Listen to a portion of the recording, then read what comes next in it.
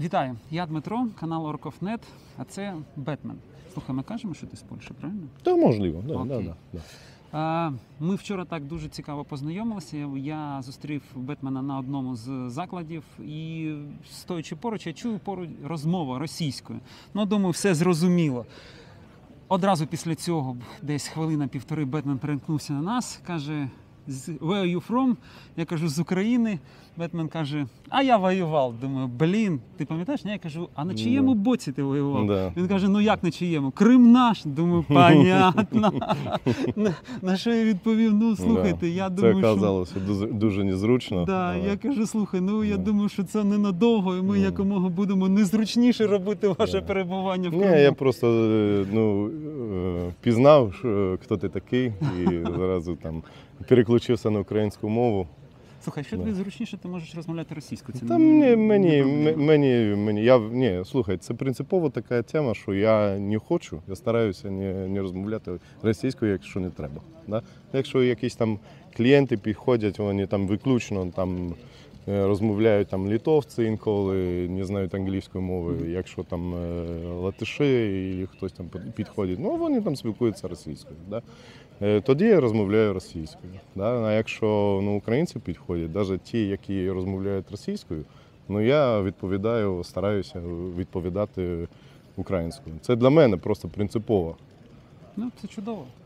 Загалом я не міг відмовити собі у можливості поспілкуватися з польським добровольцем, з Бетменом, і, відповідно, поставити питання, як опинився, загалом, в загальних рисах, як опинився. І дивись, ти коли перший раз опинився? Це 22-й рік був? Це, я раніше вже в 15-му році був, допомагав, там взаємодія невеличка була з Україною, з центром А в Києві. Я доєднався в 22-му році. Мене просто ще в лютому американці попросили, щоб працювати перекладачем. Я вибачаюсь, я буду чуть-чуть там суржиком розмовляти, але я 19 лютого був вже в Жешові, і в мене була задача просто працювати поруч з американськими військами, які тоді були в Жешові, щоб там допомагати з біженцями. Якщо би щось було. Щось було. Війна почалася, і так сталося, що там американці щось там по документам, у них там не йшло. І мені тут почалися дзвінки з України, з Києва, від друзів, з Харкова. Брать, якщо є можливість, приїжджай, заберіть хоча б родину. Я свої автівки не можу віддати, тому що мені вона буде потрібна на фронті. А тут просто кипиш, я переживаю за те, щоб родина нормально добралася до Європи. Я сказав, дуже дякую американцям. Сів в машину, повернувся до хати, каска, бронік і в Україну. Перший раз я кордон перейшов 28 лютого, і поїхав в Київ забрати родину мого дружбана, і потім я їх евакуював в Руменію. По путі я достав контракт від одної британської контори, яка хотіла теж, це вже там за гроші, евакуювати журналістів з Києва. Я просто сказав: ок, але я забираю вашого журналіста, і машина пуста, їхати не буду. Я все одно буду забирати біженців. І коли я їх всіх там забрав в Руменію, в мене з'явилася просто така думка, а чому би такими діями взагалі не позайматися. В мене є знання, як це робити, як це все організувати. Я одразу почав там телефонувати своїм друзям, також ветеранам з інших країн НАТО. Там і поляки, і дружбан, дуже великий мій дружбан з Бельгії мені допомагав. І ми так на своїх автівках їздили в Україну. То Харків, то там в Київ, щоб там з Ірпеня забирати, щоб там з Салтовки забирати, з ХТЗ. Кожен раз коли ми їхали в Україну, ми за свої гроші там покупали памперсів, ну, для дітей. Все те, що для дітей. Ми там по кришу забиті були цією волонтеркою для дітей. Ми її там оставляли в якихось там дитячих больницях, прифронтових, так скажемо. Ну і забирали на обратному путі абсолютно безплатно мирних гражданських, які ну, там, по обставинам не могли виїхати самі. Да? В напрямку Маріуполя ми також працювали не один раз. Ну, звичайно, ну, в само місто ми не могли доїхати, але ті, як хто там через це окруження мог там вибратися, ми їх завжди просто забирали, просто куди їм то було треба. Також, якщо не було бажання у некоторих моїх друзів їхати в саму Україну, вони також потім по Європі допомагали передвигатися цим біженцям. Ну і цим ми займалися перші 2 місяці. Це був мій проєкт «Янгол-охоронець». Це була просто така одна бабуся з Харкова сказала: ти ж наш янгол-охоронець. Ну і звідти в мене з'явилася думка, щоб так назвати цей проєкт. Ну, я тобі чесно скажу, що коли я побачив те, що відбувається, ну, я сприйняв таке своє також рішення, що якщо цей проєкт там закінчиться, ну, я доєднаюся до війська. Да? Я написав заяву в Польське Міністерство оборони на дозвіл, тому що я колишній військовий польський. Я достав цей дозвіл в кінці квітня. Ну і тоді вже по грошам була взагалі біда. Бажання, щоб допомагати грошами на такі операції було не дуже багато, а кошти були дуже великі. Якщо там конвой на 4-5 машин, по 10-15 чоловік забирати зараз, це дуже кошти були. Якщо зі свого карману заплатити просто. Ну і це так було. Просто це все за мій счет і счет моїх друзів. Ну і я через знайомих з Гостомельської бригади знайшов собі підрозділ, який тоді вже воював, добровольчий підрозділ, який вже воював на Донбасі. Ну і якраз так склалося, що я доєднався до батальйону 9 травня. Це була така дата, символічна, я назавжди це запам'ятав. Я 9 травня з'явився в Слов'янську, доєднався до добровольчого батальйону Дніпро-1 Нацгвардії України, 31-ї бригади. Ну і спочатку я працював з батальйонними розвідниками. Привіт, хлопці, всім привіт. Працювали ми на Богородичне, ну і там всі окружаючі на Лиман і так далі. Хлопці тоді вже були після перших бойових, тому що батальйон взагалі свій бойовий шлях почав у Рубіжному. Да? Потім, коли я доєднався, йшли ще бої за Камишуваху. Ну і оборона Лиману, і Богородичне, ну і так ми почали працювати. Я в вільний час старався хлопцям надавати допомогу також по обученню, навчання по такмеду, по загальновійськовій підготовці. Ну і це помітив комбат. І він каже: друже, якщо в тебе є можливість, ми тобі дадемо все, що тобі потрібно, щоб наших добровольців просто навчити, як воювати. Да? Я сказав: ок, мене назначили ротним. Це також було таке: ладно, контракту немає, нічого немає, я, по суті діла, молодший сержант. По званню. А контракту не було? Контракт ні. Я на даний момент і взагалі до кінця мою участь в боях, в мене не було контракту, не було зарплати, я просто упирався на якісь там волонтерах чи якісь донатах і так далі. Да? І потім я вирішив зробити навчальний центр біля Слов'янського. Ну і ми ротаційно перепустили через це навчання весь батальйон, і також приїжджали до нас хлопці з інших підрозділів. Там і десантура була, і погранці, з якими ми потім взаємодійствували.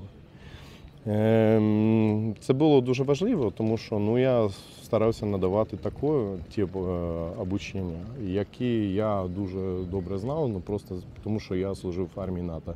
Я сам був інструктором на сержантських курсах в нашій армії також. І для цих хлопців, справжніх патріотів України, які там з різних частин життя мирного прийшли, просто взяли зброю в руки і пішли захищати свою країну. Це було дуже важливо, щоб їм давати добре навчання. Да? Ми це зробили. Да? Я зробив собі такий відбір кращих бійців, кращих людей, у яких є можливість також передавати цей досвід далі. Ми створили батальйонну групу інструкторів, яка вважалась потім там теж групою батальйонної розвідки. Ну і ми при початку контрнаступу Харківського у 22-му році хлопці наш батальйон воював за Лиман. При окруженні Лимана ми воювали. Потім на Тернах ми дуже багато боїв провели. КПВ Майорське, потім нас перекинули туди. Ну і ми закінчили там біля Бахмуту, частично біля Бахмуту, частично вже в Серебрянському лісі. Потім в кінці січня 23 нас ротували обратно в Дніпро, щоб нас перетворити зі стрілецького батальйону в батальйон оперативного призначення. В Дніпрі ми вели навчання з новими новобранцями майже 2 місяці. І в квітні 23-го року ми виїхали на чергову ротацію. Тут вже виключно Серебрянський ліс. І причому наші позиції були самі дальніші, самі близькі міста Кремінна. Так що з Ямпіля до нашої позиції було 18 кілометрів, що крайніх 10 це було на відстані 700 до 1000 метрів від ворожих позицій. Хлопці дуже добре сприйняли це навчання. Я тоді вже залучив ще одного поляка, моєго доброго друга, який спеціаліст по такмеду. І він відповідав як головний по навчанню, гарному навчанню по тактичній медицині. Ми там все дуже добре зорганізували, хлопці дуже добре себе показали у цих боях. І коли наша ротація закінчилася, ми повернулися у Дніпро, батальйон тоді передали під командирування новоствореної 13-ї бригади Хартія. І прийшло рішення, що батальйон, як Дніпро-1, вже існувати не буде. Цих досвідчених хлопців просто по інших батальйонах розповсюджують. І на цим також моє участь в цій війні закінчилося, тому що тоді також не було ще можливості підписати контракт, а нова бригада хотіла просто, щоб все було там по книжці. А з іноземцями це якась проблема підписати контракт? Тоді не було дозволу просто, щоб нацгвардійські підрозділи підписували контракт з іноземцями. Не було дозволу просто. Тобто ти поїхав не через те, що втомився, а просто через те, що бригада хотіла підписати контракт? Не то, що вони не могли. Навіть якщо вони хотіли, вони хотіли, але не навіть могли. якщо б вони хотіли, просто кончилось тим, що якщо ми вирішимо, що ваша допомога потрібна, ми вам позвонимо. До сьогоднішнього дня не дзвонять. Так що. Скажи, будь ласка, а як от на твою думку, оскільки ти і викладав, і воював, і викладав, як на твою думку змінюється армія, та українська армія, яку ти побачив на початку, а ти бачив ще до 22-го року, і от коли ти вже йшов? Наскільки професіоналізм, наскільки є розуміння того, що такмет – це мега важливо? Друже, я тобі скажу таке.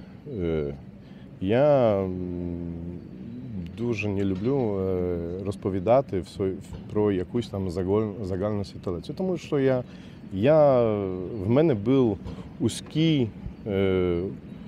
узка частина цього, що я бачив, з чим я стикався. Да? І я можу розповідати про це з точки зору добровольчого батальйону, де там 10-14% були люди з якимось там досвідом з АТО, а всі інші були просто люди, які взяли зброю в свої руки і пішли воювати. Да? З цієї точки зору, по суті діла, легкі піхоти, да, без броні, це зрозуміло. Це стало абсолютно зрозумілим, що найважливіше в навчаннях це такмет в першу чергу. Да? Тому що по всім показникам ми просто показали, що можна дуже добре зменшити кількість загиблих. Да? Тому що у нас, по-перше, усі хлопці були обучені до рівня такмеду CLS. Да? А медики до рівня CMC. Взагалі-то медиків небагато. Да? Якщо взагалі хтось там взагалі фельдшер, це взагалі ще там бомба, якщо він справжній фельдшер. Да? Но завдяки тому, що ми дали всім CLS, у нас всі були по CLS, хлопці самі один одному надавали якісну допомогу. І завдяки тому ми втратили тільки декілька людей в транспорті медицинському. Да? Це дуже важливий показник. Да? Це зрозуміло, що там поранених було дуже багато. Да? Це такі міста, це такий фронт, де опинитися без будь-якого поранення, це дуже складно. Да? Це просто тобі фартануло. Да? Нам всім просто фартануло, да? Що всі ноги на місці, пальці на місці, і ми там чуть-чуть лише контужені. Да? Але якщо дійсно були поранені, ми могли їм надавати якісну першу допомогу, яка обезпечувала їх до достави в справжню лікарню, де їм там вже справжню медицинську допомогу давали. Да? І це дуже важливо. Друге, важливо, щоб всі знали, як працювати зі зброєю. Да? Щоб всі знали, як обслуговувати всі види озброєння, які є в даному підрозділі. Да? Щоб я в крайньому випадку, якщо в мене дійсно є така біда, що в мене повари йдуть воювати, щоб він знав, як обслуговувати АГС, щоб він знав, як обслуговувати там Браунінг, щоб він знав, як обслуговувати будь-який тип оружия, який йому просто може оказатись в руках. Да? А що далі? Копати. Це, на жаль, точно те, що росіяни роблять краще. Копати, так. Да. Ми це бачили. У них в Серебрянці були підрозділи, які взагалі без броні, без нічого приходили лише з лопатами. І вони рили до 50 метрів за сутки. Да. І це було, а нас постійно крили, нам постійно нашим хлопцям не давали виходити з бліндажів. Ну і у нас це, як вийшло, так вийшло. Да. А так, це важливо ще на рівні командування, да? Щоб командування і навчання командирське происходило сучасними видами, натовськими видами, які вже вони працюють. Вони дійсно працюють. Я чув там від моїх хлопців, які зараз там в інших підрозділах досі воюють. Вони кажуть, там, де є такий стиль праці натовський, з яким ти нас хоча б до якогось рівня показав нам, там все добре. Да? Там втрати відносно невеликі, там успіхів багато. Да? А в інших це інше питання. Просто. Слухай, а тут реально ти можеш мене заспокоїти і сказати, що з висоти твого досвіду ми все ж таки, як ми армія загалом українська, от суто з того, що ти стикався, в принципі, рухається в вірному напрямку. От заспокой мене, скажи, що Заспокоїть це так. тебе, Да. так. Друже, я в Україні не був вже 1,5 року. Як це все зараз, я не можу сказати. Да? Я не хочу того сказати, тому що я не знаю. Да? На даний момент, коли я там був, в тих підрозділах, з якими я стикався, там все йшло в доброму напрямку. Да? Все розвивалось в цю сторону, щоб армія не була якоюсь там древньою радянською, да? А сучасною натовською, по натовським стандартам. Да? І це було дуже добре. Це було дуже добре бачити, це було дуже добре чути. Але, на жаль, війна це таке, що це було вже давно-давно. Сказано, що війни виграють резерви. Да? А наскільки ці резерви можна за відносно невеликий час довести до якогось там доброго рівня, це вже питання, яке треба вирішувати вам. Да? Скажи, будь ласка, а що взагалі твій погляд на цю війну? Її взагалі можна виграти? Як от ти? Знаєш, у нас всередині це йде від серця те, що ми хочемо перемогти. Да? І можливо це не зовсім, скажімо так, перетинається з об'єктивною реальністю. От скажи, як людина, яка і дотична, і бачила, і воювала з росіянами, але все ж таки, як громадянин, як поляк, ми взагалі можна перемогти? Слухай, тут треба бачити також історію. Що вперше Чеченська, Чечня, яка би побіділа, перемогла Росію, да? Да. Це треба дивитися також, що, на жаль, на великий жаль, не все залежить від наших бажань і наших думок, і цього, що ми готові віддати, щоб перемогти, щоб досягти якихось там успіхів. Да? Про політику я взагалі ні слова не скажу, тому що я взагалі в цю сторону не йду. Да, особисто, є дуже багато питань. Але я розумію, що це від мене в будь-якому разі не залежить. Да? Я досі, в мене такий дуже вузький напрямок, щоб чим можу допомагати тим, які досі там. Моїм хлопцям, моїм побратимам, які досі воюють. Да? З батальйону Дніпро-1. Хлопці, ви найкращі, ви це знаєте, ви сила.